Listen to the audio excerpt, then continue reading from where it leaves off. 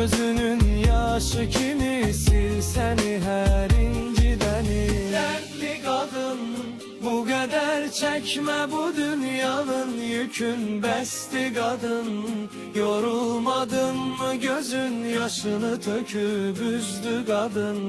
Bilirəm her yeten ağlattı seni.